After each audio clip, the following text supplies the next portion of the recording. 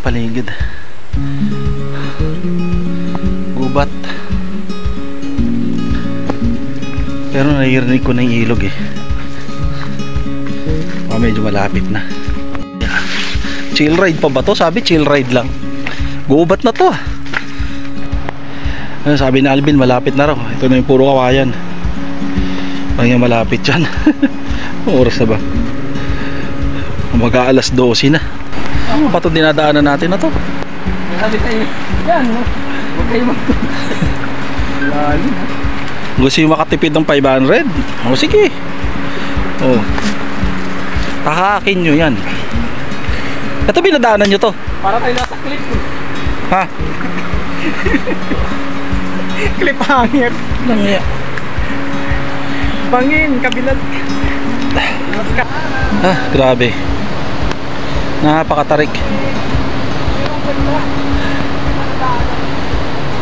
Pero naririnig ko ng ilog, lakas. Ilang beses ako nadulas, kamote. Eto na, last. Pero ang lakas ng ilog. Grabe, ito may kawayan, no? Napakatarik.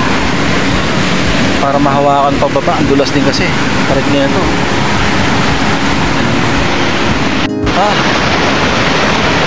After ng napagkatarik-tarik ng pababa na descent, eto na, dito na kami sa ilog. Alright, this is it. Eto na, Kipot Falls. Ilang napakalakas ang ilog, saka delikado, dulas. Ingat pababa palagi. Lakas oh. Pinuna na pala sa akin. Alright, touchdown, Kipot Falls. Ang lakas ang tubig oh, yan. Grabe, lalim. Pero meron naman dito parang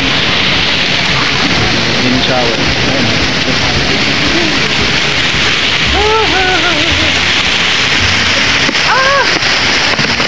Oh, sarap.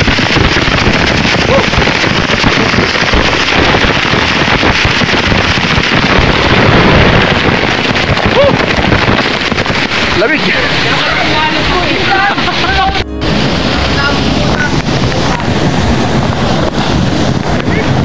Kaya nga, sobra eh.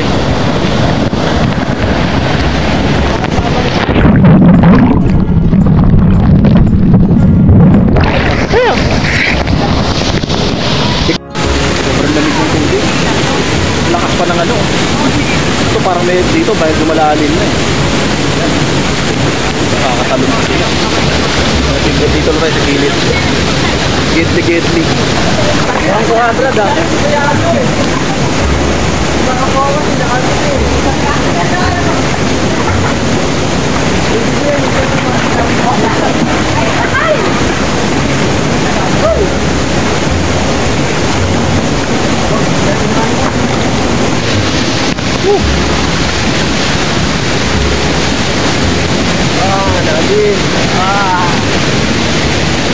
Masarap.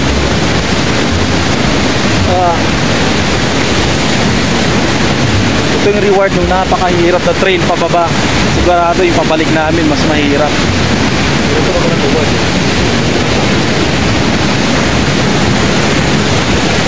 Walang magandang reward pag hindi mo mahirap. Uy, lalim ah.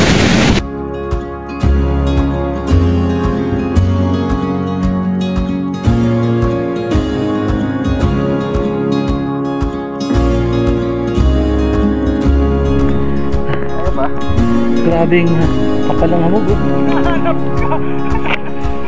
Tapos na kasi umulan doon sa pinanggalingan namin. Pero po parang paulan pa lang. Kapal ng hamog oh. Dito parang nasa New Zealand oh. Grabe.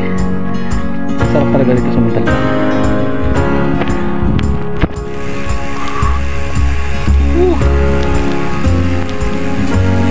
Grabe, hamog.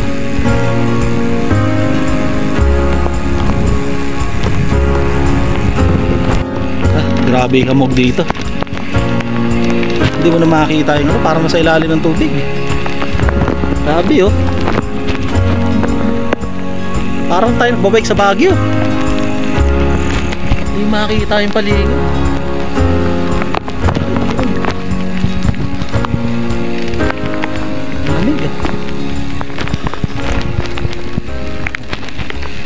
nakita.